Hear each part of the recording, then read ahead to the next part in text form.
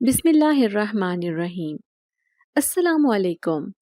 تائی، اس وقت میری اماں کی طبیعت بہت زیادہ خراب ہے۔ اماں بری طرح سے رو رہی ہیں، انہیں ہسپتال لے کر جانا ہوگا۔ میں جب تائی کے کمرے میں آئی تو مجھے دیکھتے ہی تائی کے ماتھے پر بل پڑ گئے۔ اس سے پہلے کہ تایا کچھ کہتے، تائی غصے سے اپنی جگہ سے اٹھی، پھر مجھے گھسیٹتے ہوئے کمرے سے باہر لے کر آ گئی۔ کتنی بار کہا ہے تم ماں بیٹی کو میرے شوہر کے سامنے یہ رونے دھونے کا ڈرامہ مت رچایا کرو۔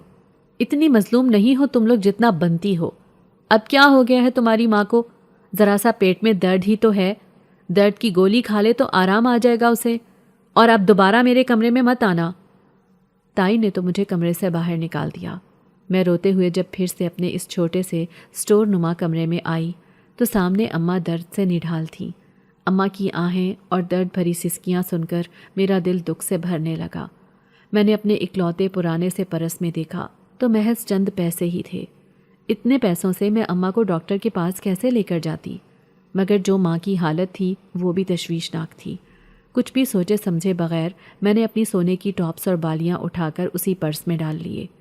یہ اماں نے کب سے میری شادی کے لیے سنبھال کر رکھے تھے، مگر کیا فائدہ ہے ان چیزوں کا جو مشکل وقت میں کام نہ آ سکے۔ اماں سے بڑھ کر تو مجھے کچھ بھی عزیز نہیں۔ اماں، اب اٹھو، ہم ڈاکٹر کے پاس جا رہے ہیں۔ میری بات پر اماں نے نیم وا آنکھوں سے مجھے دیکھا۔ کیا ہو گیا ہے تمہیں؟ کیسی باتیں کر رہی ہو؟ ڈاکٹر کے پاس جانے کے لیے پیسوں کی ضرورت ہے اور ہمارے پاس اتنے پیسے نہیں ہیں۔ اب میں نے اماں سے جھوٹ بولا۔ تایا نے مجھے پیسے دے دیے ہیں، اب آپ اٹھیں۔ اماں کسی طرح سے بھی تیار نہیں ہو رہی تھی۔ رات کافی گزر چکی ہے، اس وقت ہمیں کوئی سواری بھی نہیں ملے گی۔ بغیر کسی مرد کے سہارے کے ہم لوگ کیسے ہسپتال جا سکتی ہیں؟ میں زبردستی اماں کو لے کر باہر آئی تو دور دور تک اندھیرے نے میرا استقبال کیا۔ میں امی کو سہارا دے کر آگے مشکل سے بڑھنے لگی۔ امی کہنے لگی، میں نے تمہیں منع بھی کیا تھا کہ اس وقت گھر سے باہر نہ نکلو، تمہارے تایا بھی غصہ کریں گے، اس وقت ہم کہاں جائیں گے؟ میں امی کو لے کر پاس پڑے ہوئے بینچ میں آ کر بیٹھ گئی۔ امی نیم بے ہوش ہو چکی تھی۔ میں نے ان کے منہ میں پانی ڈالا اور انہیں ہوش میں لانے کی کوشش کرنے لگی، مگر وہ جیسے کچھ سن ہی نہیں رہی تھی۔ اب میں ڈر کر بری طرح سے روئے جا رہی تھی کہ اب کیا ہوگا۔ روتے روتے میری ہچکیاں بند گئیں۔ تبھی مجھے اپنے آس پاس سرد ہوا کا احساس ہونے لگا۔ ایسا لگنے لگا جیسے یہ سردی میرے پورے وجود میں اتر جائے گی، جبکہ ابھی تو گرمی کا موسم تھا اور تھوڑی دیر پہلے تک تو میں گرمی سے بے حال ہو رہی تھی۔ ابھی ایک دم موسم اتنا ٹھنڈا کیسے ہو گیا؟ میں مسلسل امی کو ہوش میں لانے کی کوشش کرنے لگی۔ امی اٹھیں، ہمت کریں، امی روڈ تک چلیں، وہاں پر کوئی نہ کوئی رکشہ، کوئی نہ کوئی سواری مل جائے گی، آپ ہمت تو کریں، اٹھے تو صحیح، ایک بار چلنے کی کوشش تو کریں۔ اماں کو میں ہوش میں لانے کی کوشش کرنے لگی مگر بے سود۔ اماں کو ہوش نہیں آ رہا تھا۔ اب میں پھوٹ پھوٹ کر رونے لگی تھی۔ میں اتنی پریشان تھی کہ مجھے احساس ہی نہیں ہوا کہ میرے پاس کب وہ گاڑی آ کر رکی۔ پھر کسی نے میرے سر پر ہاتھ رکھا۔ کیا ہوا ہے؟ آپ رو کیوں رہی ہیں؟ کیوں پریشان لگ رہی ہیں؟ سب خیریت تو ہے؟ میں نے اس مہربان آواز پر پلٹ کر دیکھا۔ میرے سامنے ایک نوجوان لڑکا کھڑا تھا، چہرے پر ہلکی ہلکی داڑھی، آنکھوں میں نرمی اور تفتیش کا تاثر لیے۔ وہ مجھے بہت اپنا اپنا سا لگا۔ میں نے کہا، امی کی طبیعت ٹھیک نہیں، انہیں پتہ نہیں کیا ہو گیا ہے، ہسپتال لے کر جانا ہے۔ میری بات سن کر بنا کچھ مزید پوچھے وہ جلدی سے امی کو سہارا دے کر اپنی گاڑی میں بٹھانے لگا۔ ایک پل کو جیسے میں ہوش کی دنیا میں آئی۔ سنی ہوئی ساری باتیں میرے کانوں میں گھومنے لگی کہ کس طرح سے انسان کے ساتھ حادثات پیش آتے ہیں۔ جوان لڑکیوں کو اغوا کر کے لے جایا جاتا ہے، ان کے ساتھ کیا کچھ ہو جاتا ہے۔ میں نے انکار کرنے کی کوشش کی۔ دیکھو، تم ہماری اگر مدد کرنا چاہتے ہو تو یہاں سے کوئی رکشہ لے کر دے دو، ہم تمہاری گاڑی میں نہیں جا سکتے۔ مگر اس نے میری بات سنی انسنی کرتے ہوئے امی کو گاڑی میں بٹھایا۔ مجھے کہنے لگا کہ جلدی سے گاڑی میں بیٹھو، تمہاری امی کو ہسپتال لے کر جانا ضروری ہے۔ میں بھی فوراً سے دوسری طرف آ کر بیٹھ گئی۔ اب جو ہوتا دیکھا جاتا۔ شکل سے تو یہ آدمی شریف ہی نظر آ رہا تھا۔ وہ بہت تیزی سے گاڑی چلا رہا تھا۔ میں تو خوف سے کانپتی ہی رہی۔ اماں کی بھی پریشانی تھی، اوپر سے اس آدمی کا رویہ بہت عجیب و غریب تھا۔ بالکل سپاٹ سا چہرہ، سنجیدہ آنکھیں۔ وہ گاڑی لے کر ایک بڑی سی بلڈنگ کے سامنے آ کر رکا، پھر اماں کو سہارا دے کر گاڑی سے نیچے اتارنے لگا۔ وہ بہت جلدی میں لگ رہا تھا، جیسے ہمیں ہسپتال پہنچا کر کسی ضروری کام سے جانا ہو۔ اماں کو وہ جس ہسپتال میں لے کر آیا اسے دیکھ کر میں تو حیران ہی رہ گئی۔ یہ تو بہت بڑا ہسپتال ہے، اتنے بڑے ہسپتال کا میں خرچہ کیسے ادا کروں گی؟ اور اگر تایا کو پتہ چلا کہ میں اماں کو یہاں پر لے کر آئی ہوں تو وہ تو بہت غصہ کریں گے، بھائی تو جان سے ہی مار دیں گے۔ کروں تو کیا کروں؟ جاؤں تو کہاں جاؤں؟ وہ جیسے میری پریشانی بھانپ گیا، کہنے لگا آپ بہت پریشان لگ رہی ہیں۔ یہ کہہ کر اس نے اپنی جیب سے ہرے ہرے رنگ کے کئی نوٹ نکالے، میرے ہاتھ پر رکھتے ہوئے کہنے لگا یہ آپ اپنے پاس رکھیں، آپ کے کام آئیں گے۔ پتہ نہیں ڈاکٹر آپ کی ماں کے علاج کا کتنا پیسہ لیں گے، مجھے ضروری کام سے جانا ہے، میں جا رہا ہوں، یہ پیسے آپ اپنی ماں کے علاج پر خرچ کیجیے گا۔ میں اس سے کچھ کہنا چاہتی تھی مگر مجھے میری انا روک رہی تھی کہ میں کسی اجنبی مرد سے یوں مدد نہ لوں، مگر وہ نظروں سے اوجھل ہو گیا اور میں اسے دیکھتی رہ گئی۔ میں اس کے بارے میں کچھ بھی نہیں جانتی تھی، نہ نام نہ مقام، تو پیسے کب اور کیسے واپس کروں گی؟ 4-5 گھنٹے پر محیط جان لیوا انتظار جب گزر گیا تو تب ڈاکٹر نے مجھے خوشخبری سنائی کہ اماں کو ہوش آ گیا ہے۔ اماں کو کئی سال سے گردے کا عارضہ لاحق تھا، مگر مناسب علاج معالجہ نہ ہونے کی وجہ سے ان کی تکلیف بڑھتی جا رہی تھی، اور اب اس اجنبی مہربان کی وجہ سے اماں کو اس مرض سے نجات مل گئی تھی۔ اس کے علاوہ اور بھی کچھ امراض تھے جن کی ڈاکٹر نے تشخیص کی اور دوا لکھ کر دی۔ وہ سارے پیسے میں نے اماں کے علاج معالجے پر خرچ کیے، ان کے لیے دوائیاں، پھل اور فروٹ لے کر آئی تو اماں تو حیران ہی رہ گئیں۔ تم اتنے بڑے ہسپتال میں کیوں لے کر آئی مجھے، اور یہ خرچہ کون دے گا اب؟ میں نے ساری بات اماں کو بتائی تو کہنے لگی تم نے بہت بڑا رسک لیا، کسی اجنبی کی گاڑی میں نہیں بیٹھنا چاہیے تھا۔ شکر ہے کہ وہ اللہ کا کوئی نیک مہربان فرشتہ تھا جس نے ہماری مدد کی۔ پھر اگلے دن جب میں اماں کو گھر لائی تو تائی کا غصے سے برا حال تھا۔ آ گئیں تم سیر سپاٹے کر کے، پوری رات تم ماں بیٹی کہاں رہیں؟ تائی کو میں نے بتایا کہ اماں کو ہسپتال لے کر گئی تھی تو ان کا غصے سے پارا چڑھ گیا۔ ہاں ہاں، ہم تو بہت ظالم ہیں، ہم تو تمہاری ماں سے سارا دن کام کرواتے رہتے ہیں، علاج معالجہ بھی نہیں کرواتے۔ خوب صلہ دیا ہے تم ماں بیٹی نے ہماری نیک نیتی کا، ہماری صلہ رحمی کا۔ میں نے تائی کی ساری باتوں کو خاموشی سے سنا، ان کی کسی بات کا کوئی جواب نہیں دیا۔ اماں کو آرام کرنے کا کہہ کر میں خود کچن میں آ گئی تاکہ سارے کام کاج کر سکوں۔ تائی کے بچے بھی کالج سے آنے والے ہوں گے، ان کی الگ سے فرمائشیں شروع ہو جائیں گی، اور اگر کھانے میں دیر ہو گئی تو وہ ماں بیٹیاں میرے ساتھ برے طریقے سے پیش آئیں گی۔ میں جلدی جلدی ہاتھ پاؤں چلانے لگی، بار بار دھیان اسی لڑکے کی طرف جا رہا تھا۔ اگر رات کو وہ ہماری مدد نہ کرتا تو نہ جانے کیا ہو جاتا۔ ابھی میں سالن بنا ہی رہی تھی جب پھر سے مجھے اسی کی آواز اپنے آس پاس سنائی دی۔ اب کیسی طبیعت ہے آپ کی؟ میں تو حیران ہی رہ گئی، یہ اجنبی ہمارے گھر تک پہنچ گیا۔ میں جب کمرے سے باہر آئی تو باہر کوئی بھی نہیں تھا۔ صحن میں ایک طرف اماں لیٹی تھی، دوسری طرف تائی موبائل کان کے ساتھ لگائے مسلسل میری اور اماں کی بدخوئیاں کرنے میں مصروف تھی۔ میں حیران رہ گئی، ابھی تو میں نے یہاں پر آواز سنی تھی، شاید یہ میرا وہم ہے۔ میں دوبارہ کچن میں پلٹ کر آ گئی، تب میری آنکھیں پھٹی کی پھٹی رہ گئیں۔ ابھی میں یہاں پر برتنوں کا ڈھیر رکھ کر گئی تھی کہ واپس آ کر دھوؤں گی اور دوسرے چولہے پر روٹی بھی پکا لوں گی، مگر اب تو وہ برتن بھی دھل چکے تھے اور روٹیاں بھی ہاٹ پاٹ میں نظر آ رہی تھیں۔ میں پاگلوں کی طرح روٹیاں الٹ پلٹ کر دیکھنے لگی۔ ابھی تو یہاں پر میں نے گوندا ہوا آٹا رکھا تھا، وہ سارا ختم ہو چکا تھا، اور یہ برتن کس نے دھوئے؟ خوف کی ایک لہر میرے وجود میں دوڑ گئی۔ ایسا کیسے ممکن ہے؟ سوچ سوچ کر میں پاگل ہونے کو تھی کہ 1 منٹ سے پہلے یہ سارے کام کس نے کیے اور کیسے؟ کیا گھر پہ اثرات تو نہیں ہو گئے؟ میں پریشان تھی۔ اماں نے مجھے جب یوں حواس باختہ دیکھا تو پوچھے بغیر نہ رہ سکی، ارے نمرا، کیا ہوا ہے تمہیں؟ اتنی پریشان کیوں لگ رہی ہو؟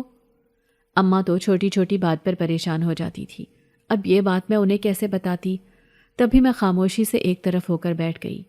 وہ رات مجھ پر بہت بھاری تھی، بار بار مجھے اپنے پاس کسی دوسرے وجود کے لمس کا احساس ہونے لگتا۔ بار بار میرا ہاتھ کبھی کسی کے لچھے دار بالوں سے ٹکرا جاتا تو کبھی کسی دوسرے انسان کا لمس محسوس ہوتا، کبھی ایسا لگتا جیسے میں نے کسی گرم چیز کو چھو لیا ہو، اور پھر ایک بار تو مجھے ایسا لگنے لگا جیسے میں کسی کی گرفت میں ہوں اور کسی آگ کے الاؤ میں جل رہی ہوں۔ اب ہر رات مجھے ایسا ہی محسوس ہونے لگتا جیسے میں آگ کے الاؤ میں ہوں، جیسے میں کسی گرم وجود کے حصار میں آ چکی ہوں، میں اپنے آپ کو چھڑوانے کی کوشش کرتی، مگر اس نادیدہ ہستی کا حصار بہت مضبوط تھا۔ میں چاہ کر بھی خود کو چھڑوا نہ پاتی۔ بے بسی سے میری آنکھوں سے آنسو بہنے لگتے۔ تب مجھے ایسے محسوس ہوتا جیسے کوئی اپنے ہاتھوں سے میرے آنسو پوچھ رہا ہو۔ خوف سے میری تو گھگی بن جاتی۔ کسی کو کچھ بتا بھی نہیں سکتی تھی کہ میں کس قیامت سے گزر رہی ہوں۔ خوف بھی محسوس ہونے لگتا۔ اتنا تو مجھے اندازہ ہو گیا تھا کہ یہ سب کچھ معمولی نہیں ہے۔ یہ میرے ساتھ جو بھی ہو رہا ہے کوئی پراسرار وجود ہی کر رہا ہے۔ ایک طرف دن بدن تائی کے بڑھتے تانے اور تشنے تھے، دوسری طرف تائی کے بھائی کی روز بروز کی آمد، اس کا میری طرف ہوس بھری نظروں سے دیکھنا، مجھ پر جملے کسنا۔ اماں کی بیماری گو کہ پہلے سے تو بہت بہتر ہو چکی تھی۔ گھر کے کام کاج بھی وہ میرے منع کرنے کے باوجود کرتی، خود کو مصروف رکھتی، مگر پھر بھی وہ درد سے نڈھال ہو جاتی تھی۔ بہت جلدی وہ تھکنے لگی تھی۔ ایک طرف اس نادیدہ ہستی نے مجھے گویا ہلا کر رکھ دیا تھا۔ اب 2-3 دن سے میری زندگی میں سکون آ گیا۔ مجھے 2 دن سے کسی دوسرے وجود کا احساس نہیں ہوا تھا۔ میں خوش تھی کہ چلو میری جان چھوٹ گئی، مگر آدھی رات کا وقت تھا جب پھر سے مجھے ایسے لگنے لگا جیسے کوئی میرے پاؤں کو چھو رہا ہو۔ میں بری طرح بوکھلا گئی۔ پہلے تو یہی سمجھی کہ شاید نیند میں مجھے ایسا محسوس ہو رہا ہے، یہ میرا وہم ہے، مگر جب میری حسیات پوری طرح بیدار ہوئیں تو مجھے معلوم ہوا کہ یہ جو میرے محسوسات ہیں یہ خواب نہیں بلکہ حقیقت ہیں۔ کوئی ہے جو میرے پاس موجود ہے، جو میرے پاؤں کو چھو رہا ہے۔ مجھے کسی کا تپش بھرا لمس محسوس ہو رہا تھا۔ میں جلدی سے پاؤں سمیٹ کر بیٹھ گئی اور آنکھیں پھاڑ پھاڑ کر دیکھنے لگی۔ مجھے اچھے سے یاد ہے جب میں سونے کے لیے لیٹی تو کمرے میں 0 پاور کا بلب آن کر دیا تھا۔ اماں کو ہلکی روشنی میں سونے کی عادت تھی۔ میں ان کی وجہ سے ہی کمرے میں لائٹ آن کر کے سوتی تھی۔ کچھ مجھے خود بھی ڈر لگتا تھا، اسی لیے میں بھی اندھیرے میں نہیں سو سکتی تھی، مگر اب جب میں اٹھ کر بیٹھی تو کمرے میں گھپ اندھیرا تھا، شاید بجلی چلی گئی تھی۔ تبھی باہر زور سے بادل گرجنے لگے، کمرے کی کھڑکی کھل گئی اور بجلی چمکنے کی وجہ سے میں بری طرح خوفزدہ ہو گئی۔ ہمیشہ مجھے بجلی کے چمکنے سے خوف محسوس ہوتا تھا۔ اب جب میں نے دیکھا تو میری چارپائی کے پائنتی کی طرف ایک سایہ بیٹھا ہوا نظر آیا۔ اس نے سر جھکا رکھا تھا، وہ دونوں ہاتھوں میں سر کو تھامے ہوئے تھا، شاید وہ کچھ سوچ رہا تھا۔ کون ہو تم؟ یہاں پر کیسے آئے؟ میرے منہ سے لڑکھڑاتی ہوئی آواز نکلی، مگر اس نے میری باتوں کا جواب نہیں دیا، نہ ہی اس میں کوئی جنبش ہوئی۔ اب دوبارہ جب بجلی کڑکی تو میں خوفزدہ ہو کر اسی سے لپٹ گئی، اور تب مجھے احساس ہوا جیسے میں نے کسی جلتی آگ کو چھو لیا ہو۔ خوف سے میرا برا حال ہو گیا۔ میں نے فوراً اسے زور کا دھکا دیا اور اب میرے منہ سے لامتناہی چیخیں نکلنے لگیں۔ پھر میرے منہ پر ایک دم سے کسی نے ہاتھ رکھ دیا اور ان چیخوں کا سلسلہ روک دیا۔ میں خاموش تو ہو گئی مگر میرا خوف پہلے سے بڑھ گیا۔ اماں شاید میری آواز سن کر ہی اٹھی تھی۔ ارے کیا ہوا ہے نمرا؟ کیوں تم چلا رہی ہو؟ سب ٹھیک تو ہے؟ اماں کی آواز کے ساتھ ہی کمرے کا ماحول نارمل ہو گیا، لائٹ بھی آن ہو گئی اور وہ جو میرے پاس موجود تھا وہ بھی غائب ہو گیا۔ اب تو میں خوف سے تھر تھر کانپ رہی تھی۔ یہ سب کچھ میں کب تک برداشت کروں؟ کب تک اماں سے چھپاؤں؟ ان کی پریشانی کا خیال کر کے اکیلے اس پریشانی کو، اس مصیبت کو جھیل رہی ہوں، مگر اب اور نہیں، مجھے اماں کو بتانا ہوگا۔ اماں، مجھے تمہیں ایک بات بتانی تھی۔ اماں جو میرے انداز سے پہلے پریشان ہو رہی تھی، اب اس بات نے انہیں اور بھی بوکھلا دیا۔ ارے جلدی سے بولو، میرا دل ہول رہا ہے۔ کیا بات ہے؟ کیا بتانا چاہتی ہو تم مجھے؟ تبھی میرے کانوں میں ایک گھمبیر سی آواز سنائی دی۔ کیا تم اتنی خود غرض ہو کہ اپنی وجہ سے اپنی ماں کو پریشان کرنا چاہتی ہو؟ اور تم مجھ سے کس بات پہ ڈر رہی ہو؟ میں نے تمہیں کوئی تکلیف نہیں پہنچائی، کوئی نقصان نہیں پہنچایا، پھر ڈر کس بات کا؟ کیوں تم اپنی وجہ سے اپنی ماں کو پریشان کر رہی ہو؟ آواز بالکل میرے قریب سے آ رہی تھی، جیسے کوئی میرے کان کے پاس جھک کر بولا ہو۔ میں ہراساں نظروں سے اپنے آس پاس دیکھنے لگی۔ کوئی تھا نہیں، مگر پھر بھی محسوس ہو رہا تھا۔ اماں نے مجھے دم کر کے پانی دیا۔ مجھے لگتا ہے نمرا تم خواب میں ڈر گئی ہو۔ باہر بارش کا موسم ہے، بجلی کڑکنے سے تم ہمیشہ سے ہی ڈر جاتی ہو۔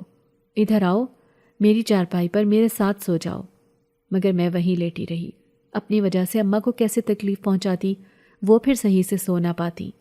نہیں اماں، میں ٹھیک ہوں۔ اماں کو تو میں نے کہہ دیا تھا، مگر خود میں اپنی سوچوں میں گم رہی۔ وہ ہے کون جو یہاں پر موجود ہے؟ بات تو اس کی ٹھیک ہے، اس نے مجھے کوئی تکلیف نہیں دی، نقصان نہیں پہنچایا، مگر پھر بھی مجھے اس سے ڈر لگتا ہے۔ آخر وہ ہے کون؟ یہ سب کوئی عام انسان تو نہیں کر سکتا، یقیناً وہ کوئی اور ہی مخلوق ہے۔ کیا وہ جن ہے؟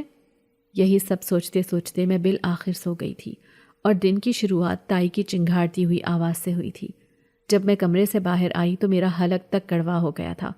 آج تائی کا بھائی بھی گھر میں آیا ہوا تھا اور ہمیشہ کی طرح ہوس بھری نظروں سے مجھے سر سے لے کر پاؤں تک دیکھ رہا تھا۔ تم تو پہلے سے زیادہ خوبصورت ہو گئی ہو۔ مجھے اس کے انداز پر بہت غصہ آیا تھا، مگر میں جانتی تھی کہ اگر کچھ بھی کہا تو تائی اس بات کو جواز بنا کر اس کے سامنے مجھے مارنے لگے گی، مجھے بے عزت کرے گی، اور میں اس وقت صبح صبح اس سے بے عزت نہیں ہونا چاہتی تھی۔ میں پھر آنسو پیتی سب کے لیے ناشتہ بنانے میں مصروف ہو گئی۔ دوپہر کا وقت تھا جب تائی کہنے لگی کہ میں خاندان کی ایک فوتگی پر جا رہی ہوں۔ جاتے وقت اماں کو کہنے لگی، تم کتنے ٹائم سے کسی گھر میں نہیں گئی، سب لوگ تمہارا پوچھتے ہیں، کہتے ہیں کہ تمہیں میں نے گھر میں ملازمہ بنا کر رکھا ہوا ہے، تم بھی سب کو یہی تاثر دیتی ہو، کہیں آتی جاتی ہی نہیں ہو۔ امی بوکھلا گئیں۔ ارے نہیں نہیں بھابھی، آپ چلی جائیں، ایک ہی بات ہے، آپ گھر کی بڑی ہیں اور میں پھر کبھی چلی جاؤں گی۔ اگر آج آپ کے ساتھ چلی گئی تو پیچھے نمرا اکیلی رہ جائے گی۔ تبھی تائی کے ماتھے پر بل پڑ گئے۔ نمرا کون سا کوئی دودھ پیتی بچی ہے جو تم اسے اکیلا چھوڑ کر نہیں جا سکتی؟ یا تمہاری بیٹی میں کوئی ایسی خرابی ہے کہ تمہیں اس پر اعتبار نہیں ہے؟ تائی کی اتنی بڑی بات سن کر امی کا چہرہ سرخ ہو گیا اور میرا بھی غصے سے دماغ گھوم گیا تھا۔ ایسی بات نہیں ہے، ارشد بھی گھر میں ہی ہے، آپ جانتی ہیں کہ نمرا اس سے گھبراتی ہے۔ اب تائی کا پارا چڑھ گیا تھا۔ ارشد میرا بھائی ہے، کوئی غنڈہ موالی نہیں ہے جو تمہاری پھول سی بیٹی پر بری نظر ڈالے گا۔ تائی زبردستی امی کو ساتھ لے گئیں، کہنے لگی ارشد بھی اپنے گھر چلا گیا ہے۔ میں نے بھی یہ سن کر سکھ کا سانس لیا کہ اب میں گھر میں اکیلی تھی۔ امی اور تائی کو گئے ہوئے 1 گھنٹے کا وقت گزر گیا تھا جب دروازے پر بیل ہونے لگی۔ میں نے سوچا محلے کا کوئی بچہ ہوگا جو برف لینے آیا ہوگا شاید۔ جیسے ہی میں نے دروازہ کھولا تو سامنے تائی کا بھائی ارشد کھڑا تھا۔ دانت نکوستے ہوئے مجھے کہنے لگا، پیاس لگی ہے، پانی پلاؤ گی؟ وہ عجیب سے انداز میں کہنے لگا۔ میں وہیں پر دروازہ بند کرنے لگی تھی، تبھی وہ دروازہ ایک جھٹکے سے بند کر کے گھر میں آ گیا۔ اب تو مجھے خوف محسوس ہونے لگا۔ میں بھاگتی ہوئی اپنے کمرے میں آ گئی۔ اس سے پہلے کہ دروازہ بند کرتی وہ بھی کمرے میں آ گیا۔ تم نے میرے ساتھ اچھا نہیں کیا، آج تک تو میرے ہاتھ نہیں آئی، تمہارے لیے میں یہاں پر آتا ہوں، کیا فائدہ؟ تمہیں ابھی تک حاصل نہیں کر پایا، مگر اب تمہیں مجھ سے کوئی نہیں بچا سکتا۔ یہ کہہ کر وہ خطرناک ارادوں سے میری طرف بڑھا، جب ایک دم سے وہ اپنی جگہ پر رک گیا اور ہراساں نظروں سے ادھر ادھر دیکھنے لگا۔ اگلے ہی پل میں خود بھی حیران رہ گئی۔ میرے اور اس کے درمیان جیسے ایک دیوار سی بن گئی تھی۔ دیوار کے اس پار کیا ہو رہا تھا مجھے کچھ بھی نظر نہیں آ رہا تھا، بس اس کے چلانے کی آوازیں سنائی دے رہی تھیں، جیسے وہ بہت تکلیف میں ہو، جیسے کوئی اسے بری طرح سے مار رہا ہو۔ کافی دیر تک مجھے یہ آوازیں سنائی دیتی رہیں۔ میں خوف سے تھر تھر کانپتی رہی۔ یہ سب کیا ہو رہا تھا؟ مجھے کچھ سمجھ نہیں آ رہا تھا۔ اچانک سے مجھے چکر آ گیا اور میں تیورا کر زمین پر گر گئی۔ جب ہوش آیا تو میں اپنے بیڈ پر تھی۔ میں نے خوفزدہ سی نظر اپنے اوپر ڈالی۔ خدا کا شکر کہ میں بالکل محفوظ تھی، ٹھیک ٹھاک تھی۔ جب میں باہر آئی تو پورا گھر خالی تھا، گھر کا دروازہ بھی اندر سے بند تھا۔ تو کیا وہ یہیں پر تھا گھر کے اندر؟ اس کے ساتھ کیا ہوا؟ اور اس نے میرے ساتھ کچھ برا تو نہیں کیا؟ میں نے پورا گھر چھان مارا مگر تائی کا بھائی مجھے کہیں بھی نظر نہیں آیا۔ تھوڑی ہی دیر گزری تھی جب امی اور تائی بھی گھر آ گئیں۔ امی کہنے لگیں، میرا دل بہت پریشان ہو رہا تھا، ایسے جیسے تم کسی مصیبت میں ہو۔ ارشد گھر میں تو نہیں آیا تھا، یا پھر کوئی اور آیا ہو؟ اب میں نے امی سے صاف جھوٹ بول دیا کہ نہیں، کوئی بھی نہیں آیا۔ میں کام کاج کر کے سو گئی تھی، مگر میرا ذہن مسلسل انہی باتوں میں الجھا ہوا تھا کہ آج جو کچھ ہوا یہ سب کیا تھا۔ اچانک سے ہم دونوں کے درمیان دیوار بن جانا اور ارشد کا چلاتے ہوئے گھر سے بھاگ جانا، یہ سب کوئی معمولی نظر انداز کرنے والی باتیں نہیں تھیں۔ اب پھر سے مجھے اپنے آس پاس کسی کے حصار کا احساس ہوتا۔ دوسرے وجود کا احساس ہوتے ہی میں فوراً سے گہری نیند سے اٹھ کر بیٹھ جاتی تھی۔ آنکھ کھول کر دیکھتی تو میرے آس پاس کوئی بھی نہ ہوتا۔ اب پھر سے اماں کی طبیعت بھی خراب رہنے لگی تھی۔ ہر وقت وہ درد سے بے حال رہتیں، دوائیں بھی ان پر اثر نہیں کر رہی تھیں۔ اور پھر ایک دن تو حد ہی ہو گئی۔ اس دن میں کپڑے دھو رہی تھی، میرے منع کرنے کے باوجود امی کپڑوں کی بالٹی اٹھا کر چھت پر پھیلانے کے لیے چلی گئیں، اور پھر جب واپس آئیں تو ان کا پاؤں رپٹ گیا۔ وہ سیڑھیوں سے نیچے گر گئیں اور ان کے پاؤں میں بری طرح سے موچ آ گئی تھی۔ اب وہ درد اور تکلیف سے دوہری ہو گئی تھی، مگر تائی انہیں ہسپتال لے کر جانے پر تیار نہیں تھی۔ ارے کیا ہوا ہے؟ ذرا سی چوٹ ہی تو آئی ہے، ٹھیک ہو جائے گا، تمہاری ماں درد کی گولی کھا لے تو آرام آ جائے گا۔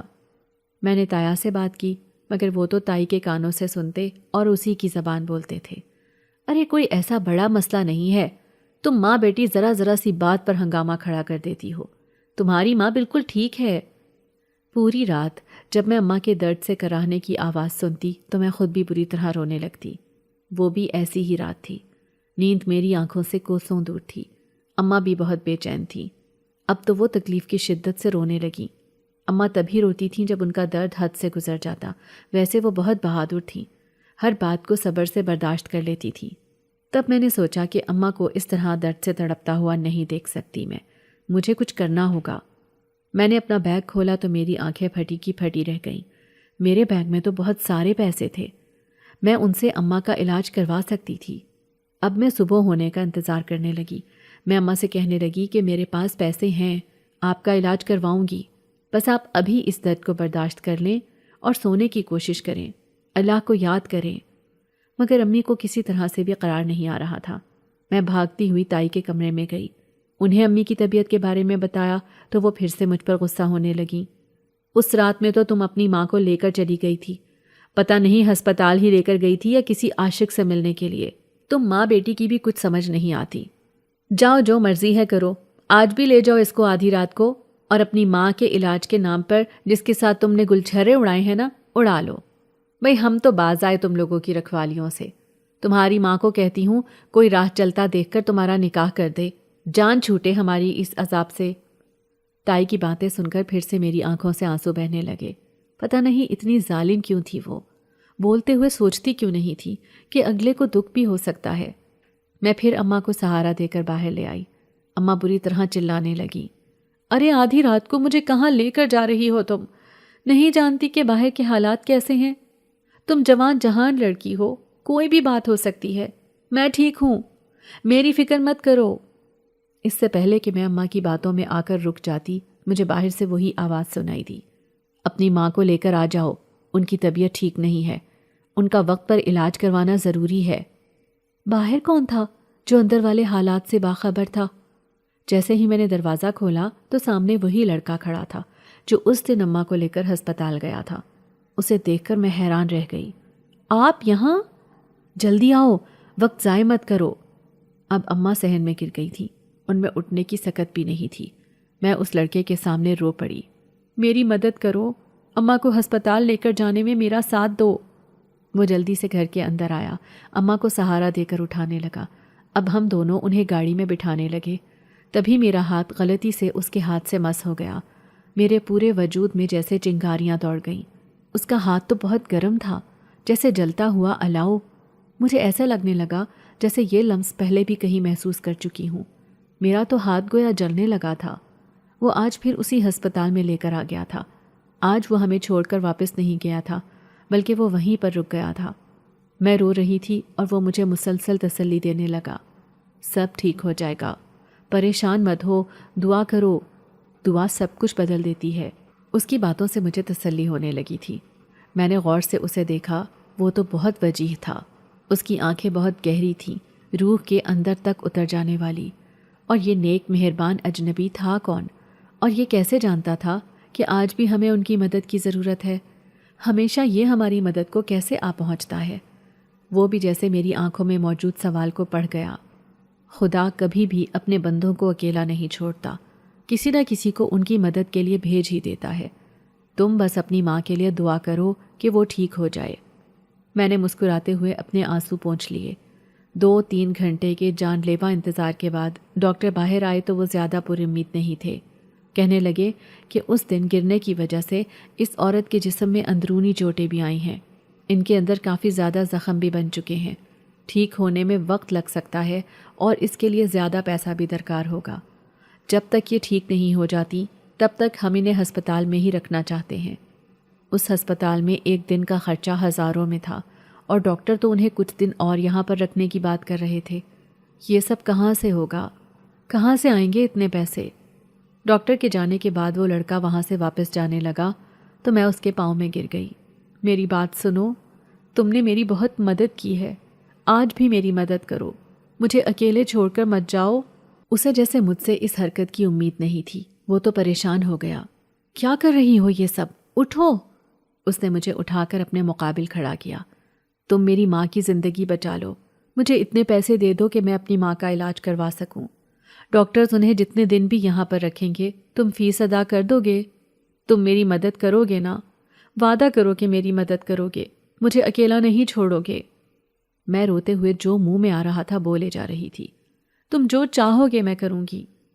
تب وہ گہری سانس لے کر رہ گیا، مجھے کہنے لگا، ٹھیک ہے، اس کے لیے میری ایک شرط ہے، تم مانو گی؟ میں نے سوچے سمجھے بغیر ہاں میں سر ہلا دیا۔ میں تمہاری ہر بات مانوں گی۔ وہ مسکرا رہا تھا۔ ٹھیک ہے، تمہیں میرے ساتھ نکاح کرنا ہوگا، ایک قربانی دینی ہوگی، کیا تم کر لو گی یہ سب؟ وہ میری آنکھوں میں جھانکتے ہوئے بولا۔ میں سوچ میں پڑ گئی۔ تمہیں اگر اپنی ماں کی زندگی پیاری ہے تو تمہیں میرے ساتھ نکاح کرنا ہوگا، خود کو میرے حوالے کرنا ہوگا۔ اب میں نے سوچا کہ شادی تو میں نے کرنی ہی ہے، اچھا ہے اگر کسی امیر انسان کے ساتھ ہو جائے، اور یہ انسان اتنا اچھا ہے، ہمیشہ اس نے ہماری مدد کی ہے، آئندہ بھی یہ میری مدد کرنے پر تیار ہے، کیوں نہ میں اس کے ساتھ نکاح کر لوں؟ اتنا اچھا انسان مجھے کہاں ملے گا؟ اور رہی اماں، تو اماں کو بھی میں بعد میں سمجھا دوں گی کہ یہ فیصلہ میں نے کیا سوچ کر کیا ہے۔ ٹھیک ہے، میں تمہارے ساتھ نکاح کرنے کے لیے تیار ہوں۔ تبھی وہ پیچھے مڑ کر ڈاکٹر سے کہنے لگا، آپ آنٹی کا اچھے سے خیال رکھیں، جتنے پیسے لگیں گے میں لگانے کے لیے تیار ہوں، آپ نے فکر نہیں کرنی۔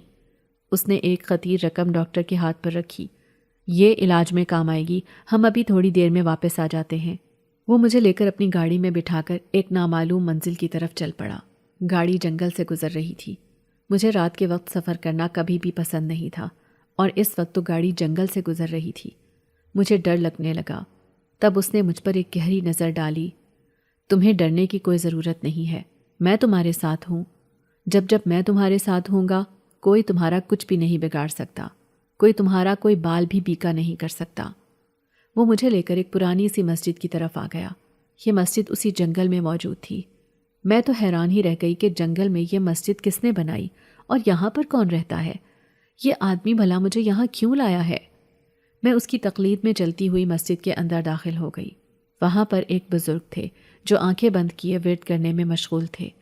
ہمیں دیکھ کر انہوں نے اپنی آنکھیں کھول دیں، اس آدمی کو گلے سے لگا لیا اور پھر میرے سر پر ہاتھ رکھ کر مجھے بھی دعائیں دینے لگے۔ تب مجھے پتہ چلا کہ اس لڑکے کا نام روحان ہے۔ روحان نے بابا جی سے کہا کہ وہ میرے ساتھ نکاح کرنا چاہتا ہے۔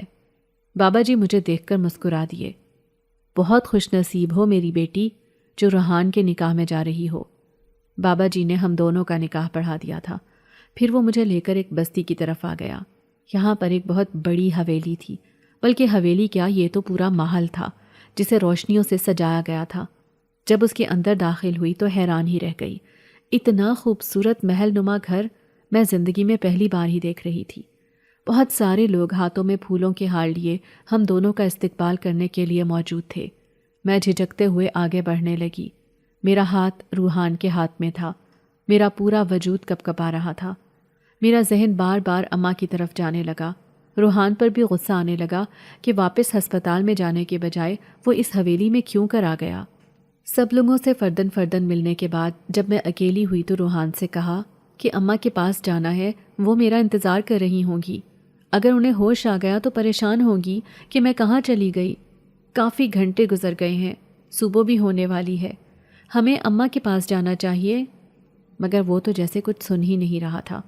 میرے دوبارہ کہنے پر وہ قدرے درستگی سے گویا ہوا، اب تم نے یہیں رہنا ہے، یہیں پہ دل لگاؤ۔ اس کی بات پر میرا منہ کھلے کا کھلا رہ گیا۔ کس قسم کی باتیں کر رہے ہیں آپ؟ ایسا کیسے ممکن ہے؟ مجھے اپنی ماں کے پاس جانا ہے، وہ بیمار ہیں، ہسپتال میں ہیں، آپ دیکھ کر آ رہے ہیں ان کی حالت، پھر آپ ایسا کیسے کر سکتے ہیں؟ میں چلانے لگی تھی، رونے لگی۔ مجھے اب معلوم ہوا کہ میرے ساتھ تو دھوکہ ہو گیا ہے۔ روحان نے مجھ سے جھوٹ بولا کہ وہ ماں کا علاج کروائے گا۔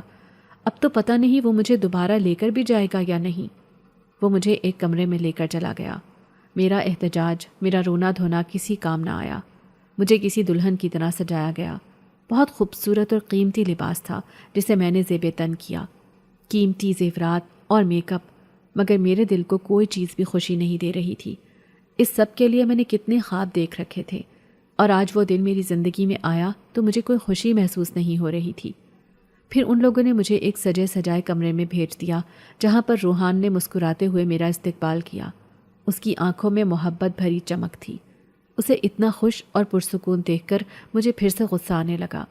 وہ تو ایسے ظاہر کر رہا تھا جیسے ہمارے درمیان کوئی بات ہی نہ ہوئی ہو۔ میرا غصہ، میرا احتجاج کچھ بھی کسی کام نہیں آ رہا تھا۔ اب میں اس حویلی میں گویا قید ہو کر رہ گئی تھی۔ بہت کوشش کرتی کہ یہاں سے نکل کر جاؤں، مگر ہر وقت دروازے پر پہرا رہتا۔ گھر میں بہت سارے لوگ موجود رہتے، سب لوگ ہی مجھ سے بہت پیار سے پیش آتے تھے۔ ابھی تک تو مجھے گھر کی ذمہ داریوں میں بھی کسی نے نہیں ڈالا تھا۔ گھر کے کاموں کے لیے بہت سارے ملازم موجود تھے۔ کھانا بنانے سے لے کر برتن دھونے تک الگ الگ کاموں کے لیے الگ الگ ملازمہ مختص تھی۔ ایسے میں مجھے بس یہ کہا جاتا کہ تم اپنے شوہر کو خوش کرو، اچھے سے زندگی گزارو، ہمیں تم سے اور کچھ نہیں چاہیے۔ ایک بار تو میں روحان کے سامنے رو پڑی۔ آپ کو ذرا ترس نہیں آتا؟ میری ماں کے دل پر کیا گزر رہی ہوگی؟ وہ خاموشی سے مجھے دیکھنے لگا، پھر بولا، تم میری بات پر اعتبار کیوں نہیں کرتی؟ میں نے تمہیں کہا ہے کہ میں تمہاری ماں کا علاج کروا رہا ہوں۔ تمہاری ماں بالکل ٹھیک ہو جائیں گی۔ کچھ دن کے بعد میں تمہیں واپس لے جاؤں گا۔ تمہیں کیوں یہ بات سمجھ میں نہیں آ رہی؟ اگر میں نے تمہیں یہاں پہ رکھا ہے تو اس میں بھی کوئی نہ کوئی مصلحت ہوگی۔ فکر مت کرو، جلد ہی تمہیں لے جاؤں گا۔ اور پھر 2 مہینے اسی طرح سے بیت گئے۔ میرے لاکھ احتجاج کے باوجود بھی روحان مجھے یہاں سے باہر نکالنے کو تیار نہیں تھا۔ کئی بار میں نے یہاں سے بھاگنے کی کوشش بھی کی تھی، کبھی رات کو، کبھی دن کو، مگر کبھی اپنی اس کوشش میں کامیاب نہیں ہو سکی۔ ہمیشہ کوئی نہ کوئی پہرے دار مجھے پکڑ لیتا اور یہ بات روحان تک پہنچ جاتی۔ تب وہ مجھ پر بہت غصہ کرتا۔ اب تو میری طبیعت بھی خراب رہنے لگی۔ تب دائی ماں نے بتایا کہ میں ماں بننے والی ہوں۔ یہ خبر سن کر میں بہت خوش ہوئی تھی کہ میرے قدموں تلے بھی جنت تعمیر ہونے والی ہے، مگر جب اپنی ماں کی یاد آتی تو میرا دل آٹ آٹ آنسو رونے لگتا۔ میری ماں کے جذبات بھی تو میرے لیے ایسے ہی ہوں گے۔ کتنا پریشان ہوں گی وہ۔ انہیں تو یہ بھی نہیں پتا کہ میں کہاں ہوں، کس حال میں ہوں۔ کیا کروں میں؟ اپنی ماں کی پریشانی کیسے دور کروں؟ کیسے ان کے پاس جاؤں؟ میرے دل میں روحان کے لیے محبت بھی پیدا ہونے لگی تھی۔ وہ میرا خیال بھی رکھتا تھا، میری چھوٹی چھوٹی ضرورتوں کا خیال رکھتا، مگر جب وہ میری ماں کی بات پر لاپرواہی کا اظہار کرتا تو تب مجھے شدید غصہ آنے لگتا۔ میں روتے روتے نڈھال ہو جاتی۔ اور پھر ایک دن اس نے مجھے کہا کہ میں تمہیں ہمیشہ کے لیے تمہاری ماں کے پاس چھوڑ دوں گا، بس تھوڑا سا صبر کر لو، جب تک میرا بچہ اس دنیا میں نہیں آ جاتا۔ اس کے بعد تم اگر چاہو تو ہمیشہ کے لیے اپنی ماں کے پاس جا سکتی ہو، میں تمہیں نہیں روکوں گا۔ روحان کی بات پر میں ہکا بکا رہ گئی۔ یہ کس قسم کی باتیں کر رہے ہیں؟ میں آپ کو چھوڑنے کی بات نہیں کر رہی، میں تو بس یہ کہہ رہی ہوں کہ میں اپنی ماں سے ملنا چاہتی ہوں۔ مگر وہ مسلسل نفی میں سر ہلاتے رہے۔ ایسا ممکن نہیں ہے، یا تو اس دنیا میں رہ سکتی ہو یا پھر اس دنیا میں۔ میں ان کی اس بات پر حیران رہ گئی۔ میرا منہ کھلے کا کھلا رہ گیا۔ کیا مطلب ہے آپ کا؟ کیا آپ کی دنیا میری دنیا سے الگ ہے؟ اب انہوں نے اس بات میں سر ہلایا تو میں تو پریشان ہی ہو گئی۔ دل ہی دل میں سوچنے لگی کہ روحان کا کہیں دماغ تو نہیں چل گیا، کس قسم کی باتیں کر رہے ہیں۔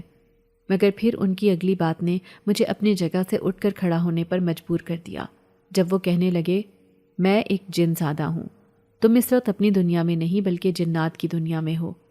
میں تمہیں یہاں پر ایک مقصد کے تحت لایا ہوں۔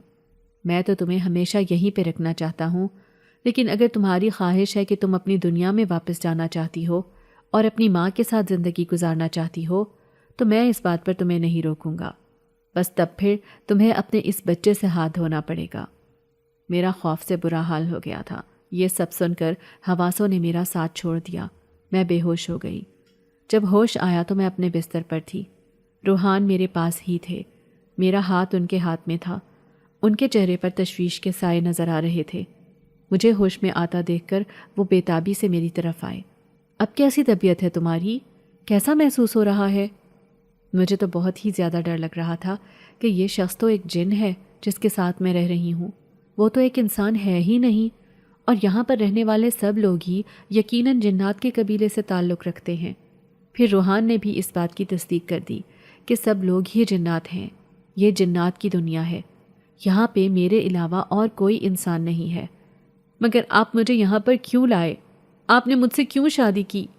ایک جن کی ایک انسان کے ساتھ کیسے شادی ہو سکتی ہے؟ میں تو بری طرح سے رونے لگی تھی اور وہ بھی افسردہ سے ہو گئے۔ مجھے افسوس ہے کہ میں نے تمہیں سچ نہیں بتایا، مگر میرا مقصد تمہیں دھوکہ دینا یا تکلیف دینا نہیں تھا۔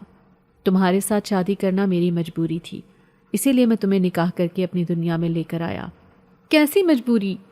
ایسی کون سی مجبوری تھی جو آپ کو اپنی دنیا کی جنزادی کو چھوڑ کر میرے ساتھ نکاح کرنا پڑا؟ مجھے سچ بتائیں، آخر بات کیا ہے؟ ایسی کون سی بات ہے جو آپ مجھ سے چھپا رہے ہیں؟ پھر انہوں نے مجھے کہا کہ میں کوئی عام جن نہیں ہوں، میں جنات کے سردار کا بیٹا ہوں اور خود بھی قبیلے کا سردار ہوں۔ میری چوتھی شادی کو 20 سال کا عرصہ گزر چکا ہے، مگر ابھی تک میں باپ بننے کی صلاحیت سے محروم ہوں۔ میں نے 4 عورتوں کے ساتھ شادیاں کی، مگر ان چاروں سے مجھے اولاد نہیں ہو سکی تھی۔ پھر ایک ایک کر کے وہ جان کی بازی ہار گئیں۔ میں بہت پریشان تھا کہ آخر اس مسئلے کا حل کیا ہو۔ کیا میں ساری زندگی یوں ہی بے اولاد گزار دوں گا؟ کیا کبھی اولاد کی خوشی نہیں دیکھ پاؤں گا؟ اور کیا میری جو بھی بیوی ہوگی وہ اسی طرح سے چند سال بعد مر جائے گی؟ تو تبھی مجھے اپنے قبیلے کے ایک عمر رسیدہ جن نے مشورہ دیا کہ مجھے پہاڑوں پر جا کر ایک وظیفہ کرنا چاہیے، جس سے مجھے پتہ چل جائے گا کہ میرے مسئلے کا کیا حل ہے اور یہ سب کیوں ہو رہا ہے۔ تب میں نے پہاڑوں پر جا کر عمل کیا۔ 40 دن کے عمل کے بعد مجھے پتہ چلا کہ کوئی بھی جن زادی مجھے اولاد کی خوشی نہیں دے سکتی۔ اگر مجھے اولاد کی خوشی پانی ہے تو مجھے کسی آدم زادی سے شادی کرنی ہوگی۔ جب یہ بات مجھے پتہ چلی تو میں بہت پریشان ہوا۔ کون ہوگی ایسی آدم زادی جو اس دنیا میں رہ سکتی ہو، جو میری اولاد پیدا کر سکے؟ اس کو ڈھونڈنا بہت مشکل کام تھا۔